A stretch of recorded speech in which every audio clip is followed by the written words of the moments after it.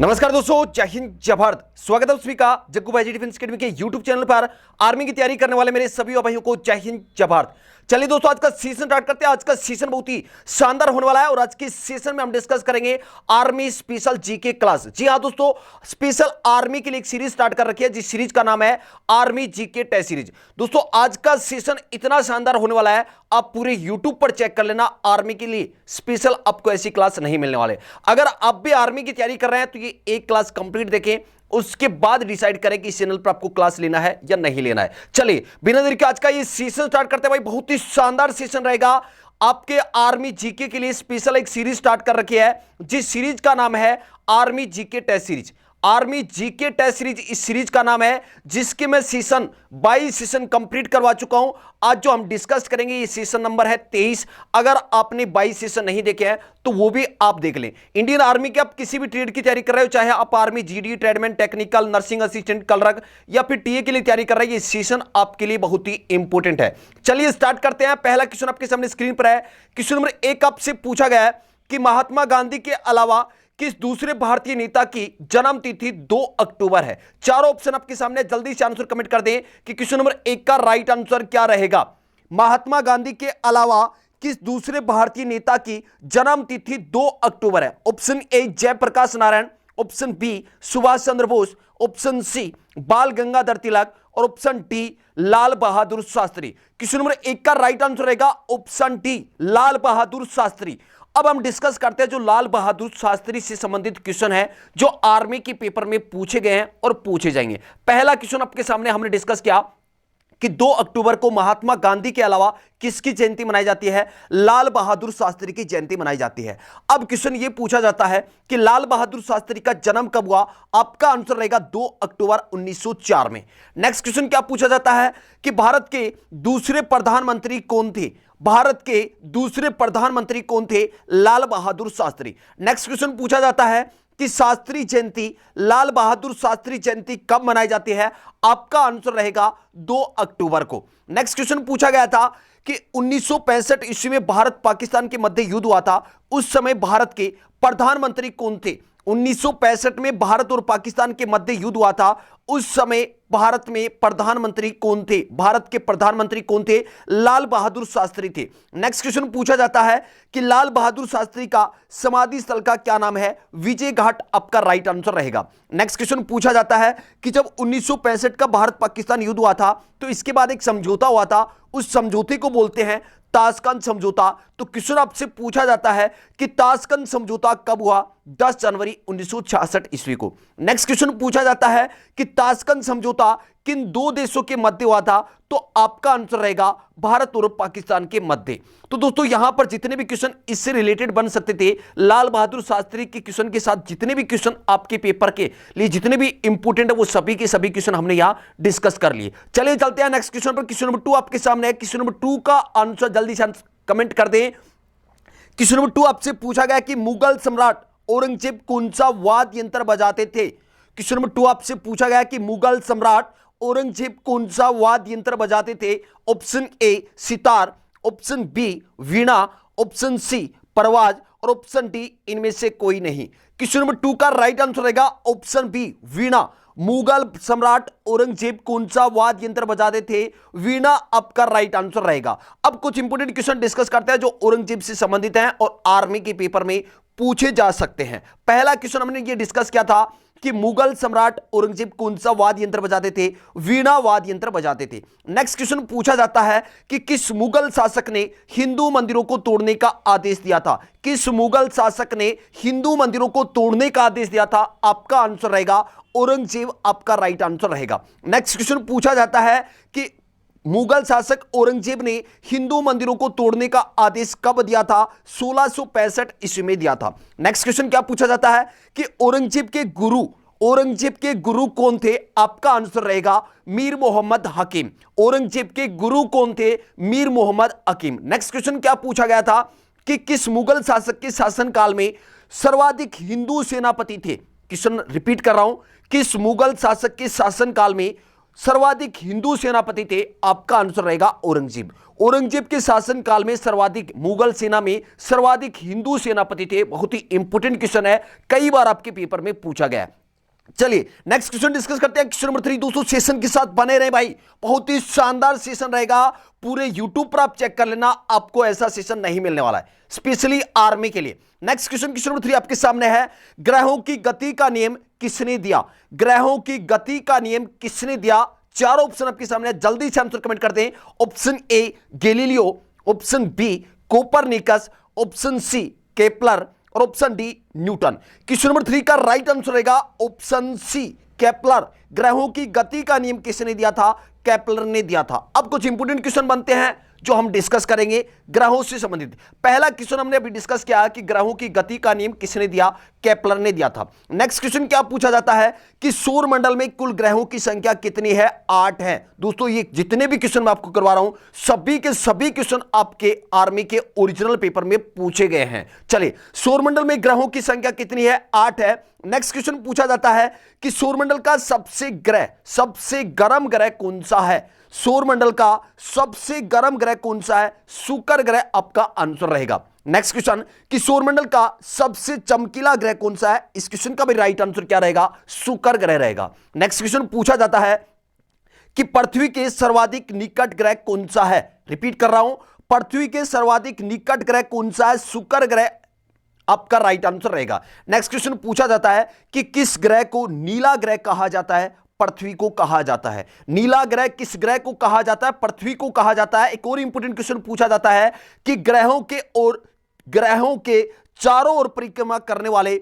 छोटे आकाशीय पिंड को क्या कहते हैं? आपका आंसर रहेगा उपग्रह। रिपीट कर रहा हूं, ग्रहों के चारों ओर परिक्रमा करने वाले छोटे आकाशीय पिंड को क्या कहते हैं? उपग्रह कहते हैं। बहुत ही इंपोर्टेंट क्वेश्चन है, यह क्वेश्चन भी आपके पेपर में पूछा गया है। नेक्स्ट क्वेश्चन डिस्कस करते हैं। क्वेश्चन नंबर 4 आपके सामने है। क्वेश्चन नंबर 4 आपसे पूछा गया कि हरित क्रांति का संबंध मुख्य रूप से किस फसल से है?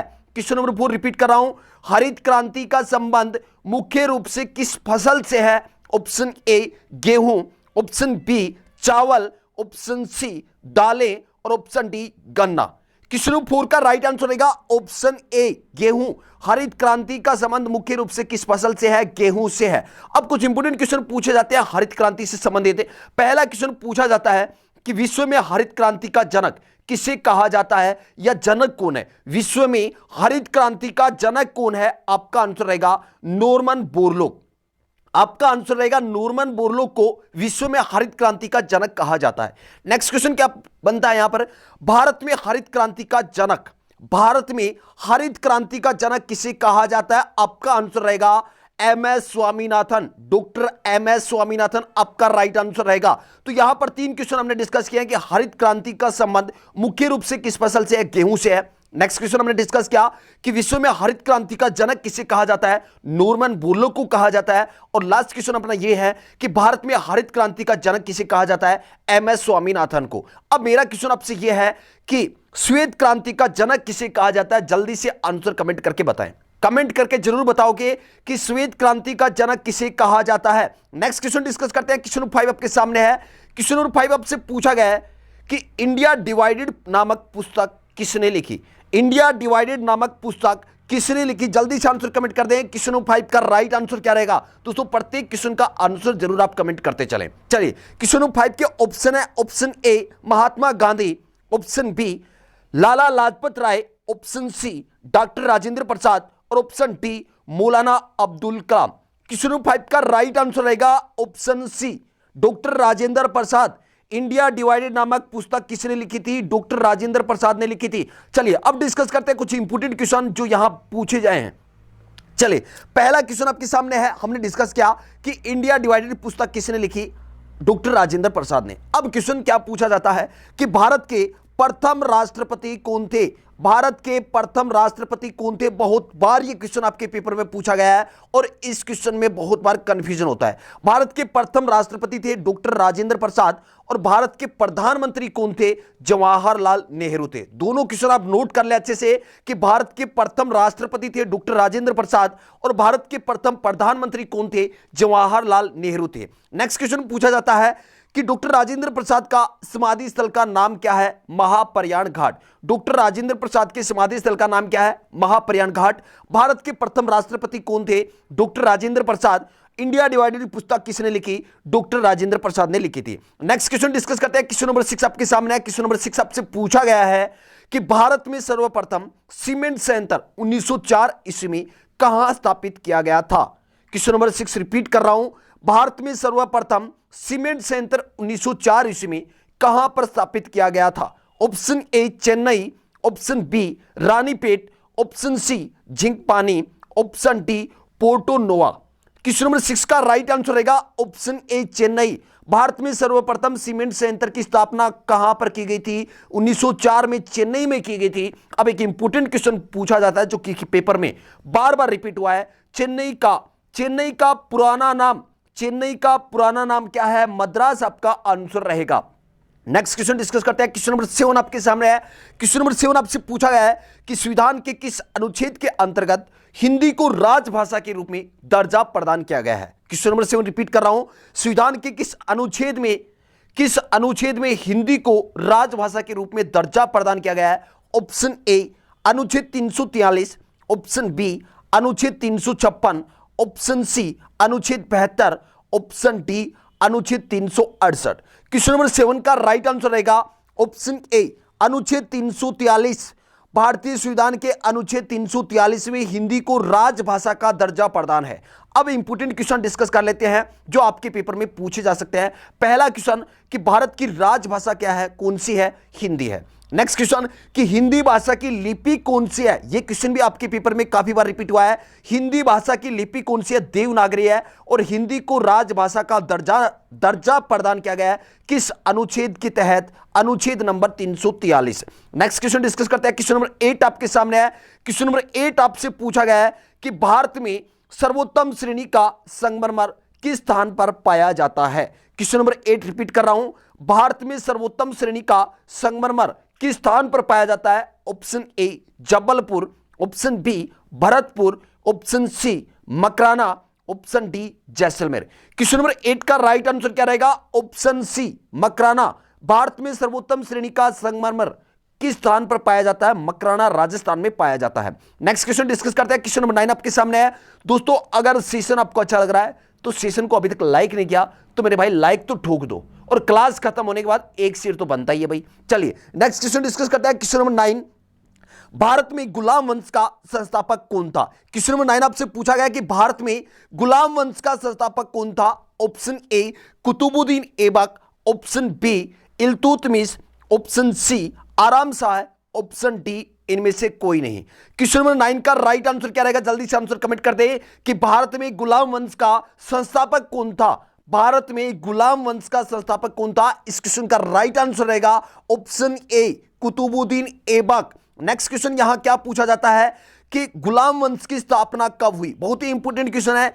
गुलाम वंश का संस्थापक कौन था? कुतुबुद्दीन ऐबक था। नेक्स्ट क्वेश्चन क्या डिस्कस करेंगे कि गुलाम वंश की स्थापना कब हुई? आपका आंसर रहेगा 1206 ईस्वी में। गुलाम वंश की स्थापना कब हुई थी? 1206 ईस्वी में हुई थी। अब आप कमेंट करके जरूर बता देना कि भारत में मुगल वंश की स्थापना कब हुई थी। एक बार रिपीट कर रहा हूं, भारत में मुगल वंश की स्थापना कब हुई थी? कमेंट करके जरूर बताओगे। जितने भी इंपॉर्टेंट क्वेश्चन है वो इस सीरीज के अंदर आपको मिलने वाले हैं। चलिए नेक्स्ट क्वेश्चन अपना है कि कुतुब मीनार की नींव किसने रखी थी? कुतुबुद्दीन ऐबक ने रखी थी। किसने रखी थी?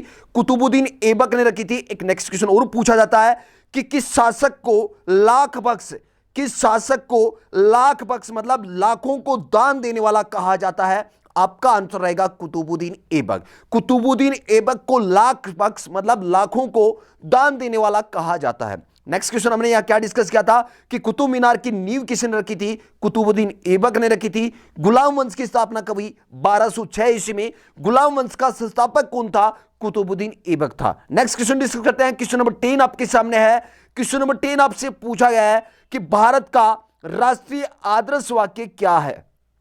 भारत का राष्ट्रीय आदर्श वाक्य क्या है? जल्दी से आंसर कमेंट कर दे। Option A Vande Mataram, option B Jai Hind, option C जय जवान जय किसान, और ऑप्शन डी आपके सामने है सत्यमेव जयते। क्वेश्चन नंबर 10 रिपीट कर रहा हूं फिर से। भारत का राष्ट्रीय आदर्श वाक्य क्या है? इस क्वेश्चन का राइट आंसर रहेगा ऑप्शन डी, सत्यमेव जयते। भारत का राष्ट्रीय आदर्श वाक्य क्या है? सत्यमेव जयते आपका आंसर रहेगा। अब कुछ इंपोर्टेंट क्वेश्चन देख लेते हैं। सत्यमेव जयते का अर्थ क्या है? इसका अर्थ है सत्य की ही जीत होगी, सत्य की ही जीत होगी। नेक्स्ट क्वेश्चन पूछा जाता है कि सत्यमेव जयते सारनाथ में सम्राट अशोक द्वारा बनाए गए सिंह स्तंभ के शिखर से लिया गया है। बहुत ही इंपोर्टेंट क्वेश्चन है। क्वेश्चन पूछा जा सकता है कि सत्यमेव जयते, भारत का आदर्श वाक्य सत्यमेव जयते कहां से लिया गया? तो सारनाथ में सम्राट अशोक द्वारा बनवाए गए सिंह स्तंभ के शिखर से लिया गया है। नेक्स्ट क्वेश्चन डिस्कस करते हैं। क्वेश्चन नंबर 11 आपके सामने है। क्वेश्चन नंबर 11 आपसे पूछा गया है कि नोबेल पुरस्कार किस विषय में नहीं दिया जाता है? क्वेश्चन नंबर 11 क्या है? नोबेल पुरस्कार किस विषय में नहीं दिया जाता है? ऑप्शन ए भौतिकी, ऑप्शन बी गणित, ऑप्शन सी रसायन और ऑप्शन डी चिकित्सा। क्वेश्चन नंबर 11 का राइट आंसर रहेगा ऑप्शन बी गणित। अब कुछ इंपोर्टेंट क्वेश्चन बनते हैं कि नोबेल पुरस्कार की शुरुआत कब हुई? नोबेल पुरस्कार प्राप्त करने वाला प्रथम भारतीय कौन था? नोबेल पुरस्कार किस किस विषयों में दिया जाता है? चलिए सभी के सभी क्वेश्चन हम डिस्कस करेंगे। पहला क्वेश्चन हमारे सामने है कि नोबेल पुरस्कार की शुरुआत कब हुई थी? आपका आंसर रहेगा 1901 में। नोबेल पुरस्कार की शुरुआत कब हुई थी? 1901 ईस्वी में हुई थी। नेक्स्ट क्वेश्चन हमने जो अभी डिस्कस किया था कि नोबेल पुरस्कार गणित विषय में नहीं दिया जाता है। किस विषय में नहीं दिया जाता है? गणित के क्षेत्र में नहीं दिया जाता है। अब क्वेश्चन यह पूछा जा सकता है कि किस किस विषयों में दिया जाता है? तो नोबेल पुरस्कार भौतिकी, रसायन, चिकित्सा, साहित्य, शांति और अर्थशास्त्र के क्षेत्र में दिया जाता है। नेक्स्ट क्वेश्चन इंपोर्टेंट क्वेश्चन है कि नोबेल पुरस्कार प्राप्त करने वाला प्रथम भारतीय कौन था? प्रथम भारतीय कौन था? रविंद्रनाथ टैगोर। और नोबेल पुरस्कार प्राप्त करने वाली प्रथम भारतीय महिला कौन थी? मदर टेरेसा थी। नोट कर लेना, बहुत ही इंपोर्टेंट क्वेश्चन है। नोबेल पुरस्कार प्राप्त करने वाला प्रथम भारतीय कौन था? रविंद्रनाथ टैगोर। नेक्स्ट क्वेश्चन कि नोबेल पुरस्कार प्राप्त करने वाली प्रथम महिला कौन थी? Mother Teresa. अब एक इंपॉर्टेंट क्वेश्चन कि रविंद्रनाथ टैगोर को जो नोबेल पुरस्कार मिला था वो किसके लिए मिला था? साहित्य के लिए मिला था।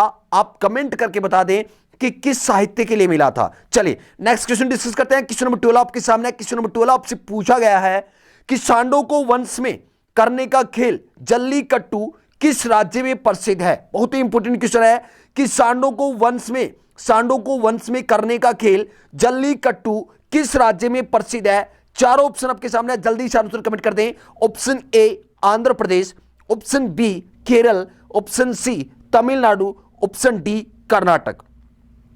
क्वेश्चन नंबर 12 का राइट आंसर रहेगा ऑप्शन सी तमिलनाडु। सांडों को वंश में करने का जो जल्लीकट्टू खेल है यह किस राज्य का है? तमिलनाडु में प्रसिद्ध है।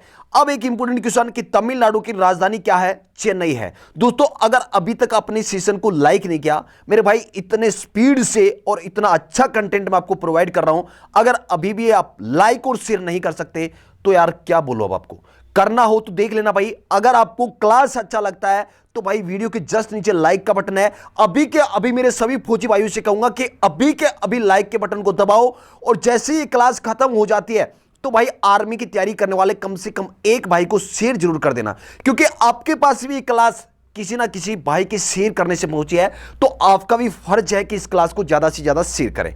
अगर इस चैनल पर आप नए हैं, अभी तक चैनल को सब्सक्राइब नहीं किया तो चैनल को सब्सक्राइब जरूर कर लें और बेल आइकन जरूर दबा लें। बेल आइकन घंटे के निशान के लिए क्यों बोल रहा हूं? क्योंकि मेरी जैसे ही कोई भी क्लास आएगी तो तुरंत आपको नोटिफिकेशन पहुंच जाएगा। चलिए नेक्स्ट क्वेश्चन डिस्कस करते हैं। Question number 13। सेशन छोड़ के ना जाए, सेशन बहुत ही लंबा होने वाला है। बहुत ही शानदार लाजवाब क्वेश्चन हम डिस्कस करने वाले हैं जो डायरेक्ट आपके आर्मी के पेपर में पूछे जाते हैं। क्वेश्चन नंबर 13 आपके सामने है। डूरंट कप किस खेल से संबंधित है? डूरंट कप किस खेल से संबंधित है? Option A football, option B cricket, option C hockey और option D polo. Durand cup किस खेल से संबंधित है? इस क्वेश्चन का राइट आंसर रहेगा ऑप्शन ए फुटबॉल से संबंधित है। अब कुछ इंपोर्टेंट क्वेश्चन पूछे जाते हैं जो फुटबॉल से संबंधित है, वो हम डिस्कस कर लेते हैं। पहला क्वेश्चन आपके सामने है कि डूरंट कप किस खेल से संबंधित है? फुटबॉल से संबंधित है। यह क्वेश्चन हमने डिस्कस कर लिया। नेक्स्ट क्वेश्चन कि भारत का प्राचीनतम फुटबॉल टूर्नामेंट कौन सा है? भारत का प्राचीनतम फुटबॉल टूर्नामेंट कौन सा है? Durand cup. नेक्स्ट क्वेश्चन पूछा जाता है कि ब्राजील और फ्रांस का राष्ट्रीय खेल कौन सा है? फुटबॉल है। तो आपसे क्वेश्चन पूछा जा सकता है कि ब्राजील का राष्ट्रीय खेल कौन सा है? आपका राइट आंसर रहेगा फुटबॉल। नेक्स्ट क्वेश्चन, फुटबॉल में खिलाड़ियों की संख्या कितनी होती है? फुटबॉल में खिलाड़ियों की संख्या होती है 11। लेकिन एक और इंपॉर्टेंट क्वेश्चन पूछा जाता है कि रग्बी फुटबॉल में खिलाड़ियों की संख्या कितनी होती है? 15 होती है। रग्बी फुटबॉल में खिलाड़ियों की संख्या कितनी होती है? 15। फुटबॉल में खिलाड़ियों की संख्या कितनी होती है? 11। ब्राजील और फ्रांस का राष्ट्रीय खेल कौन सा है? फुटबॉल। और भारत का प्राचीनतम फुटबॉल टूर्नामेंट कौन सा है? Durand cup. डूरंट कप किस खेल से संबंधित है? फुटबॉल से। अब एक मेरा इंपॉर्टेंट क्वेश्चन जो आपसे है कि फुटबॉल के खिलाड़ी हैं पेले, जिनको क्या कहा जाता है? ब्लैक पर्ल कहा जाता है, वो किस देश से संबंधित है? आंसर कमेंट करके आप बताओगे। चलिए नेक्स्ट क्वेश्चन, क्वेश्चन 14 आपके सामने है। क्वेश्चन 14 आपसे पूछा गया है कि भारत का सबसे बड़ा हिंदू मंदिर श्रीरंगा मंदिर कहां स्थित है? क्वेश्चन 14 रिपीट कर रहा हूं, भारत का सबसे बड़ा हिंदू मंदिर श्रीरंगा मंदिर कहां स्थित है?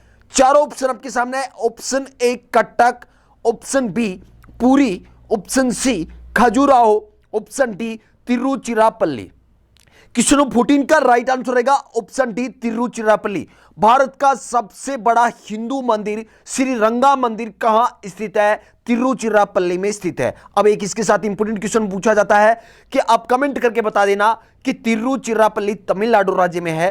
तमिलनाडु राज्य की राजधानी क्या है? ऊपर हमने डिस्कस भी किया था। जल्दी से कमेंट करके बता दें कि तमिलनाडु राज्य की राजधानी क्या है। क्यों पूछ रहा हूं भाई, आपके पेपर में राज्यों की राजधानी, उनके मुख्यमंत्री पूछे जाते हैं। चलिए नेक्स्ट क्वेश्चन डिस्कस कर लेते हैं। क्वेश्चन 15 आपके सामने है। क्वेश्चन 15 आपसे पूछा गया है कि प्रसिद्ध लेगून झील चिल्का झील किस राज्य में स्थित है? प्रसिद्ध लेगून झील किस राज्य में स्थित है? Option A Andhra Pradesh, option B Orissa, option C Tamil Nadu, option D Paschim Bangal. Question 15 का राइट आंसर रहेगा ऑप्शन बी उड़ीसा राज्य में। लेगून झील चिल्का झील किस राज्य में स्थित है? उड़ीसा राज्य में स्थित है। अब एक इंपॉर्टेंट क्वेश्चन पूछा जाता है कि भारत की सबसे बड़ी तटीय झील कौन सी है? भारत की सबसे बड़ी तटीय झील कौन सी है? चिल्का झील भारत की सबसे बड़ी तटीय झील है। दोस्तों इस सेशन को क्लास खत्म होने के बाद वीडियो के जस्ट नीचे आपको शेयर का बटन दिखेगा। शेयर के बटन पर आपको क्लिक करना है और आपके व्हाट्सएप ग्रुप पर जो आर्मी का कोई भी ग्रुप हो उसके अंदर यह सेशन शेयर करना है, क्योंकि भाई आर्मी की तैयारी करने वाले हर भाई तक सेशन पहुंचाना आपकी जिम्मेवारी है। ज्यादा से ज्यादा इस सेशन को भाई शेयर करें, जिससे आर्मी की तैयारी करने वाले हर भाई तक ये सेशन पहुंच जाए। और जितना सेशन आप शेयर करोगा उतना ही मुझे भी मोटिवेशन मिलेगा भाई, मैं भी आपके लिए बेहतरीन से बेहतरीन सेशन लेकर आ सकता हूं। तो उम्मीद करता हूं कि मेरे सभी के सभी भाई सेशन को ज्यादा से ज्यादा शेयर करेंगे। आपके लिए एक बेहतरीन कंटेंट बनाने का काम मेरा है, लेकिन भाई सेशन को शेयर करने का काम आपका है। ये कंटेंट आपका, ये जो क्लास है कम से कम 8 से 10 घंटे लगते हैं इसको तैयार करने में। तो क्या आप 1 मिनट का समय नहीं निकाल सकते? 1 मिनट का समय भी आपको नहीं लगेगा इस सेशन को शेयर करने में? तो भाई क्लास खत्म होने के बाद शेयर कर देना, बीच में आपको नहीं करना है। अभी आपको क्लास लेना है, लेकिन खत्म होने के बाद एक शेयर जरूर करें। चलिए नेक्स्ट क्वेश्चन डिस्कस करते हैं। क्वेश्चन नंबर 16 आपके सामने है। एशियाई खेल पहली बार कहां आयोजित हुए? एशियाई खेल पहली बार कहां आयोजित हुए? Option A Nai Delhi, option B Manila, option C Tokyo, option D Jakarta. Question number 16 का राइट आंसर रहेगा ऑप्शन ए नई दिल्ली। एशियाई खेल पहली बार कहां आयोजित हुए? नई दिल्ली में हुए। अब क्वेश्चन बनता है कि एशियाई खेल की शुरुआत कब हुई थी? आपका आंसर रहेगा 1951 ईस्वी में। नेक्स्ट क्वेश्चन आपके सामने क्वेश्चन नंबर 17। क्वेश्चन नंबर 17 आपसे पूछा गया कि विश्व का सबसे ऊंचा जलप्रपात कौन सा है? विश्व का सबसे ऊंचा जलप्रपात कौन सा है? आपका आंसर रहेगा ऑप्शन बी एंजिल जलप्रपात। विश्व का सबसे ऊंचा जलप्रपात कौन सा है? एंजिल जलप्रपात आपका राइट आंसर रहेगा।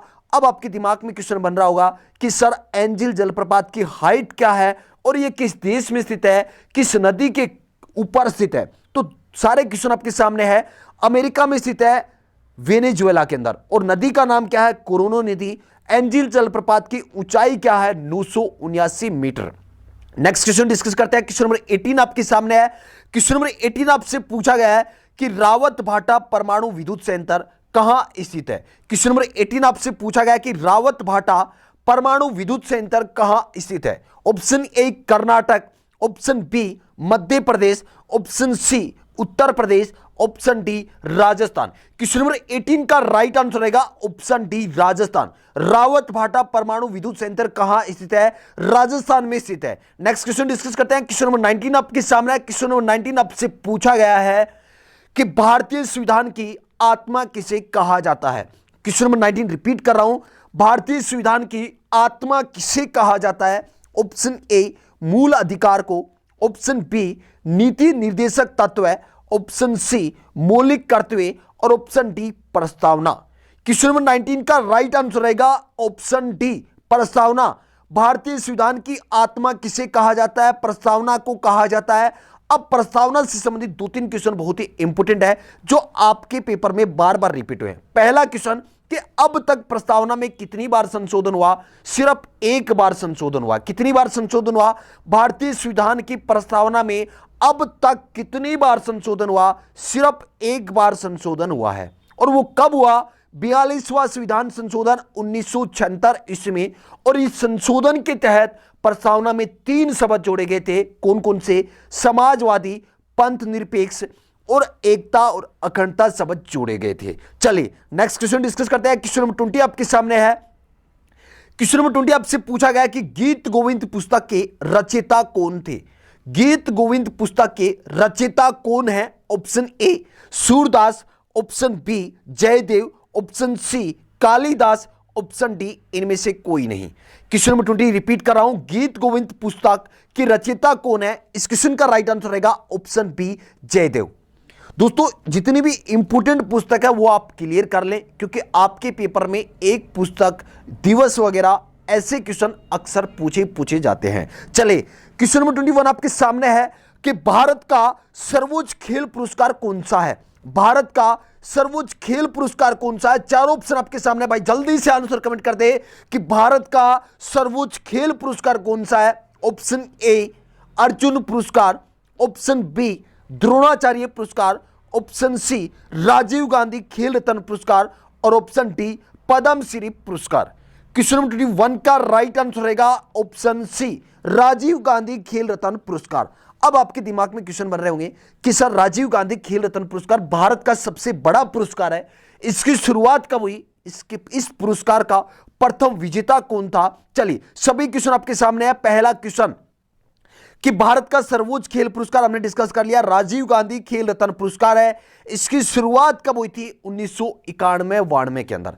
अब एक इंपॉर्टेंट क्वेश्चन और बनता है कि राजीव गांधी खेल रत्न पुरस्कार का नया नाम क्या है? मेजर ध्यानचंद खेल रत्न पुरस्कार इसका नया नाम है। एक और इंपॉर्टेंट क्वेश्चन आपके सामने है कि भारत का जो सबसे बड़ा खेल पुरस्कार है वर्तमान में इसका नाम क्या है? मेजर ध्यानचंद खेल रत्न पुरस्कार है। इसके प्रथम विजेता कौन थे? इसके विजेता थे भाई विश्वनाथन आनंद। अब इंपॉर्टेंट क्वेश्चन है और बार बार आपके पेपर में पूछा गया है कि विश्वनाथ आनंद का संबंध किस खेल से है? शतरंज खेल से है। विश्वनाथ आनंद का संबंध किस खेल से है? शतरंज खेल से है। मेजर ध्यानचंद खेल रत्न पुरस्कार राजीव गांधी खेल रत्न पुरस्कार का नया नाम है। इस पुरस्कार के प्रथम विजेता कौन थे? विश्वनाथ आनंद। और विश्वनाथ आनंद का संबंध किस खेल से है? शतरंज खेल से है। जितने भी इंपॉर्टेंट क्वेश्चन आपके एग्जाम की दृष्टि से बन सकते थे वो सभी क्वेश्चन हमने डिस्कस कर लिए। चलिए चलते हैं नेक्स्ट क्वेश्चन पर। क्वेश्चन नंबर 22 आपके सामने है, राष्ट्रीय विधि दिवस कब मनाया जाता है? क्वेश्चन नंबर 22 आपके सामने है कि राष्ट्रीय विधि दिवस कब मनाया जाता है? ऑप्शन ए 26 नवंबर, ऑप्शन बी 26 जनवरी, ऑप्शन सी 5 जून, ऑप्शन डी 4 दिसंबर। क्वेश्चन नंबर 22 का राइट आंसर रहेगा ऑप्शन ए 26 नवंबर आपका राइट आंसर रहेगा। अब आपके दिमाग में क्वेश्चन बनेगा कि सर 26 नवंबर को ही राष्ट्रीय विधि दिवस क्यों मनाया जाता है? चलिए डिस्कस करते हैं। 26 नवंबर 1949 को भारतीय संविधान सभा द्वारा संविधान को क्या किया गया था? स्वीकार किया गया था, मतलब आंशिक रूप से लागू कर दिया था। कब? 26 नवंबर 1949 को भारतीय संविधान को आंशिक रूप से लागू कर दिया था और संविधान सभा द्वारा स्वीकार किया था। इसी वजह से 26 नवंबर को राष्ट्रीय विधि दिवस मनाया जाता है। अब एक इंपॉर्टेंट क्वेश्चन जो आपके पेपर में पूछा गया है, मेरा क्वेश्चन आपसे यह है कि 26 जनवरी को कौन सा दिवस मनाया जाता है? जल्दी से आंसर कमेंट करके बताओगे, कमेंट जरूर करोगे जितने भी क्वेश्चन मैंने आपसे पूछे हैं कि 26 जनवरी को कौन सा दिवस मनाया जाता है। चलिए नेक्स्ट क्वेश्चन डिस्कस करते हैं। क्वेश्चन नंबर 23 आपके सामने है। आगरा नगर की स्थापना किसने की थी? आगरा नगर की स्थापना किसने की थी? Option A Shahjahan, option B Mohammad bin Tughlaq, option C Alauddin Khilji और ऑप्शन डी है सिकंदर लोदी। क्वेश्चन नंबर 23 का राइट आंसर रहेगा ऑप्शन डी सिकंदर लोदी। आगरा नगर की स्थापना किसने की थी? सिकंदर लोदी ने की थी। अब मेरा क्वेश्चन आपसे यह है कि आगरा जो शहर है ये किस नदी के किनारे स्थित है? जल्दी से कमेंट करके बता दें, इंपॉर्टेंट क्वेश्चन। चलिए आगरा नगर की स्थापना किसने की? सिकंदर लोदी आपका राइट आंसर है। नेक्स्ट क्वेश्चन डिस्कस करते हैं। क्वेश्चन नंबर 24 आपके सामने है। रणजी ट्रॉफी किस खेल से संबंधित है? रणजी ट्रॉफी किस खेल से संबंधित है? Option A cricket, option B football, option C hockey, option D tennis. Ranji trophy किस खेल से संबंधित है? इस क्वेश्चन का राइट आंसर रहेगा ऑप्शन ए क्रिकेट से संबंधित है। अब कुछ इंपोर्टेंट क्वेश्चन बनते हैं जो हम डिस्कस करेंगे। चलिए पहला क्वेश्चन हमने डिस्कस कर लिया कि रणजी ट्रॉफी किससे संबंधित है? क्रिकेट से संबंधित है। किससे संबंधित है? क्रिकेट से संबंधित है। नेक्स्ट क्वेश्चन कि क्रिकेट खेल का जन्मदाता किस देश को माना जाता है? इंग्लैंड को माना जाता है। क्रिकेट खेल का जन्मदाता किस देश को माना जाता है? इंग्लैंड को माना जाता है। नेक्स्ट क्वेश्चन कि क्रिकेट की सर्वोच्च संस्था कौन सी है? आईसीसी। आईसीसी क्रिकेट की सर्वोच्च संस्था है। अब एक इंपॉर्टेंट क्वेश्चन कि आईसीसी का मुख्यालय कहां स्थित है? दुबई में स्थित है। कहां पर स्थित है? दुबई में स्थित है। नेक्स्ट क्वेश्चन कि इंग्लैंड और ऑस्ट्रेलिया का राष्ट्रीय खेल कौन सा है? क्रिकेट है। और क्रिकेट में खिलाड़ियों की संख्या कितनी होती है? 11 होती है। अब एक इंपॉर्टेंट क्वेश्चन मेरा आपसे है कि क्रिकेट पिच होती है, उनके दोनों विकेटों के बीच जो पिच होती है उसकी लंबाई कितनी होती है? कमेंट करके बताओगे। दोस्तों अगर आप ये जो जीके टेस्ट सीरीज की क्लास है, ये क्लास है 23 है। इससे पहले जितने भी सेशन हैं अगर वो आप देखना चाहते हैं, सभी के सभी क्लास देखना चाहते हैं, तो आप चैनल के प्लेलिस्ट में जाएं या इस वीडियो के डिस्क्रिप्शन में आपको लिंक मिल जाएगा, वहां से आप सभी के सभी क्लास देख सकते हैं। मैंने आर्मी जीके टेस्ट सीरीज की 23 क्लास कंप्लीट करवा दिए हैं। अगर आप 23 क्लास कंप्लीट देखते हैं तो गारंटी के साथ बोल सकता हूं भाई, आर्मी के अंदर पेपर के अंदर जो जीके का पोर्शन आता है, अधिकतर क्वेश्चन आपको इस सीरीज से देखने को मिल जाएंगे। चलिए नेक्स्ट क्वेश्चन डिस्कस करते हैं। आपके सामने है क्वेश्चन नंबर 25। खानवा का युद्ध कब हुआ था? खानवा का युद्ध कब हुआ था? ऑप्शन ए 1526 ईस्वी, ऑप्शन बी 1527 ईस्वी, option C 1528, option D 1529। Question number 25 का राइट आंसर रहेगा ऑप्शन बी 1527 ईस्वी में युद्ध हुआ था। कौन सा? खानवा का युद्ध। अब आपके दिमाग में क्वेश्चन बन रहे होंगे कि सर खानवा का युद्ध 1527 ईस्वी में हुआ, लेकिन किस किस के मध्य हुआ और कौन विजय हुआ? चलिए डिस्कस करते हैं। खानवा का जो युद्ध है ये कब हुआ था? 17 मार्च 1527 ईस्वी का था। किस किस के मध्य हुआ? राणा सांगा और बाबर के मध्य हुआ। जीता कौन? विजय कौन रहा? बाबर विजय रहे। चलिए नेक्स्ट क्वेश्चन आपके सामने है क्वेश्चन नंबर 26। दोस्तों प्रत्येक क्वेश्चन के साथ मैं आपको बेहतरीन मतलब लाजवाब क्वेश्चन डिस्कस करवा रहा हूं। सेशन आपको अच्छा लग रहा है तो सेशन को लाइक जरूर कर दें। गला भी सूख रहा आपका, इस सेशन लेने में बिल्कुल जोश और जुनून के साथ मैं आपकी क्लास लेता हूं हमेशा, तो भाई ज्यादा से ज्यादा शेयर जरूर कर दिया करो। चलिए नेक्स्ट क्वेश्चन आपके सामने है क्वेश्चन नंबर 26। किसने मुगल साम्राज्य की राजधानी आगरा से दिल्ली स्थानांतरित की? किसने मुगल साम्राज्य की राजधानी आगरा से दिल्ली स्थानांतरित की? Option A Aurangzeb, option B Jahangir, option C Shahjahan, option D Humayun. Question number 26 का राइट आंसर रहेगा ऑप्शन सी शाहजहां।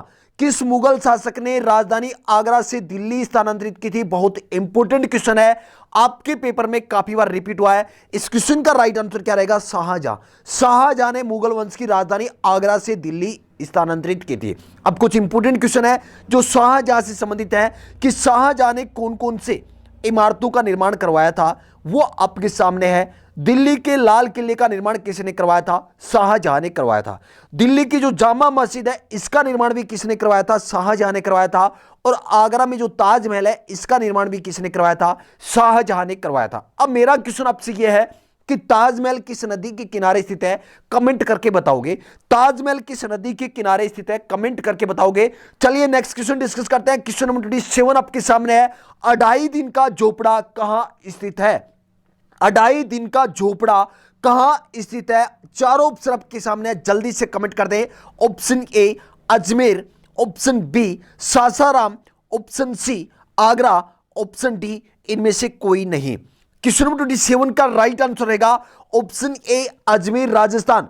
अढ़ाई दिन का झोपड़ा कहां स्थित है? अजमेर राजस्थान में स्थित है। अब इंपोर्टेंट क्वेश्चन पूछा जाता है कि अढ़ाई दिन के झोपड़े का निर्माण किसने करवाया था? आपका आंसर रहेगा कुतुबुद्दीन ऐबक ने करवाया था। किसने करवाया था? कुतुबुद्दीन ऐबक ने करवाया था। और अढ़ाई दिन का झोपड़ा कहां स्थित है? अजमेर राजस्थान में स्थित है। चलिए नेक्स्ट क्वेश्चन डिस्कस करते हैं। क्वेश्चन नंबर 28 आपके सामने है। और राजस्थान का हरदी भी किसे कहा जाता है? अजमेर को कहा जाता है। आना सागर झील भी कहां स्थित है? राजस्थान के अजमेर में स्थित है। चलिए नेक्स्ट क्वेश्चन आपके सामने है। क्वेश्चन नंबर 28 आपके सामने है। जापान का राष्ट्रीय पशु क्या है? जापान का राष्ट्रीय पशु क्या है? Option A kangaroo, option B बाघ, option C kiwi, option D ibis. Question number 28 का राइट आंसर क्या रहेगा? जापान का राष्ट्रीय पशु क्या है? इस क्वेश्चन का राइट आंसर रहेगा ऑप्शन डी आइबिस। अब कुछ इंपोर्टेंट क्वेश्चन बनते हैं यहां जो आपके पेपर के लिए इंपोर्टेंट है कि जापान की राजधानी क्या है, जापान का उपनाम क्या है, जापान की मुद्रा का नाम क्या है। और अक्सर ऐसे क्वेश्चन आपके पेपर में पूछे जाते हैं। अच्छे से आप क्लियर कर लें। जितने भी इंपोर्टेंट कंट्रीज हैं, महत्वपूर्ण देश हैं, उनकी राज्य, उनकी राजधानियां, उनकी मुद्रा का नाम, उनके कोई उपनाम है, वो आप अच्छे से क्लियर कर ले। आपके पेपर में पूछा जाता है ऐसे क्वेश्चन। चलिए क्वेश्चन डिस्कस करते हैं कि जापान का राष्ट्रीय पशु हमने डिस्कस कर लिया, आइबिस है। जापान की राजधानी कौन सी है? टोक्यो है। जापान की मुद्रा का नाम क्या है? जापानी येन। और सूर्योदय का देश किस देश को कहा जाता है? जापान को कहा जाता है। मध्य रात्रि का देश किसे कहा जाता है? नॉर्वे को कहा जाता है। और सूर्यास्त का देश किसे कहा जाता है? ब्रिटेन को। तीन क्वेश्चन हमने डिस्कस किए हैं कि सूर्योदय का देश किसे कहा जाता है? जापान को। सूर्य अस्त का देश किसे कहा जाता है? इंग्लैंड को कहा जाता है। और मध्य रात्रि का देश किसे कहा जाता है? नॉर्वे को कहा जाता है। तीनों ही क्वेश्चन आपके पेपर के लिए बहुत ही इंपॉर्टेंट है।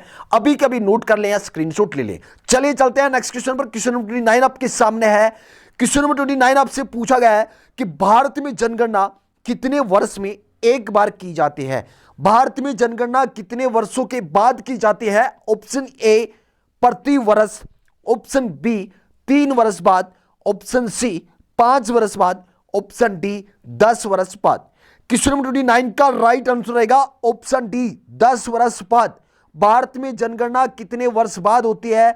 10 वर्षों के बाद होती है। अब जनगणना से संबंधित बहुत सारे इंपॉर्टेंट क्वेश्चन बनते हैं कि भारत में प्रथम जनगणना कब हुई, नियमित जनगणना कब हुई, जनगणना की दृष्टि से विश्व में भारत का कौन सा स्थान है। बहुत सारे इंपॉर्टेंट क्वेश्चन है। तो एक क्वेश्चन तो हमने डिस्कस कर लिया कि भारत में जो जनगणना है 10 वर्ष बाद होती है। नेक्स्ट क्वेश्चन कि जनगणना की दृष्टि से विश्व में भारत का स्थान कौन सा है? आपका आंसर रहेगा दूसरा। अब कमेंट करके आप मुझे बता दें कि क्षेत्रफल की दृष्टि से भारत का विश्व में कौन सा स्थान है। क्षेत्रफल की दृष्टि से भारत का विश्व में कौन सा स्थान है। चलिए इससे संबंधित और कुछ इंपोर्टेंट क्वेश्चन देख लेते हैं कि भारत में पहली जनगणना कब हुई थी? 1872 ईस्वी में हुई थी। भारत में सर्वप्रथम जनगणना की शुरुआत कब हुई थी? 1872 में हुई थी। लेकिन अगर क्वेश्चन आपसे ये पूछा जाता है कि भारत में नियमित जनगणना की शुरुआत कब हुई, तो आपका आंसर क्या रहेगा? 1881 ईस्वी में।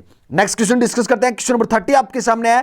क्वेश्चन नंबर 30 आपके सामने है, जल्दी से आंसर कमेंट कर दें। क्वेश्चन नंबर 30 का राइट आंसर क्या रहेगा? भारत की प्रथम महिला आईपीएस कौन है? भारत की प्रथम महिला आईपीएस कौन है? Option A Anna George, option B Kiran Bedi, option C Sujita Kripalani, option D Meera Kumar. Question number 30 का राइट आंसर रहेगा ऑप्शन बी किरण बेदी। भारत की प्रथम महिला आईपीएस कौन थी? किरण बेदी थी। अन्ना जॉर्ज क्या थी? भारत की प्रथम महिला आईएएस थी। सुजीता कृपलानी भारत की प्रथम महिला मुख्यमंत्री सीएम थी। और मीरा कुमार मीरा कुमार भारत की प्रथम महिला लोकसभा अध्यक्ष है। चारों क्वेश्चन हमने डिस्कस कर लिए कि किरण बेदी कौन है, भारत की प्रथम महिला आईपीएस। अन्ना जोज भारत की प्रथम महिला आईएएस है। सुजीता करपलानी कौन है, भारत की प्रथम महिला सीएम मतलब मुख्यमंत्री है। मीरा कुमार भारत की प्रथम महिला लोकसभा अध्यक्ष है। यहां पर एक और इंपोर्टेंट क्वेश्चन पूछा जाता है कि भारत की प्रथम महिला राज्यपाल कौन है, तो सरोजनी नायडू है। कौन है, सरोजनी नायडू है। नोट कर लेना इस क्वेश्चन को, यह क्वेश्चन भी बहुत ही इंपॉर्टेंट है। सरोजनी नायडू भारत की प्रथम महिला राज्यपाल हैं। चलिए, चारों 5 क्वेश्चन हमने बहुत ही इंपॉर्टेंट क्वेश्चन डिस्कस किए हैं जो इस क्वेश्चन के साथ बनते हैं। चलिए, अब एक क्विज क्वेश्चन आपके सामने है। आज का क्विज क्वेश्चन आपके सामने है। क्वेश्चन मेरा आपसे यह है कि भारत में कुल कितने राज्य हैं। इस क्वेश्चन का आंसर आप क्लास खत्म होने के बाद कमेंट करके बताओगे कि भारत में कुल कितने राज्य हैं। आज का क्विज क्वेश्चन क्या है, भारत में कुल कितने राज्य हैं। ऑप्शन है A 29, option B 30, option C 28, option D 27। तो दोस्तों, आज का ये सेशन आपको कैसा लगा भाई, कमेंट करके जरूर बताओगे। आज का ये सेशन आपको कैसा लगा। अगर भाई सेशन आपको अच्छा लगा है तो जाते जाते यही कहूंगा कि आर्मी की तैयारी करने वाले कम से कम एक भाई को सेशन जरूर करोगे। आप पूरे यूट्यूब पर चेक कर लेना, आपको आर्मी के लिए, स्पेशल आर्मी के लिए ऐसा सेशन कहीं भी नहीं मिलेगा। अगर सेशन आपको अच्छा लगता है तो ज्यादा से ज्यादा शेयर करो, जिससे मेरा भी मोटिवेशन बढ़े और मैं भी आपके लिए बेहतरीन से बेहतरीन क्लास लेकर आ सकूं। आपके लिए बेहतरीन से बेहतरीन कंटेंट बनाने का काम मेरा है, लेकिन भाई सेशन को शेयर करने का काम आपका है। ज्यादा से ज्यादा सेशन को शेयर करें। उम्मीद करता हूं कि आज का सेशन आपको बहुत ही बेहतरीन लगा होगा। अगर सेशन आपको अच्छा लगा है तो जाते जाते भाई सेशन को लाइक जरूर कर दें। यार मेरे भाई सेशन को लाइक कर दिया करो। चलो भाई कोई बात नहीं, जिसको भी ये सेशन अच्छा लगे वो लाइक कर दें, और जिसको भाई नहीं करना चलो कोई बात नहीं, मत करना। चलिए, उम्मीद करता हूं कि आज का सेशन तो मेरे सभी फौजी भाइयों को अच्छा लगा होगा। मिलते हैं एक नेक्स्ट सेशन में एक जोश और जुनून के साथ। जय हिंद, जय भारत।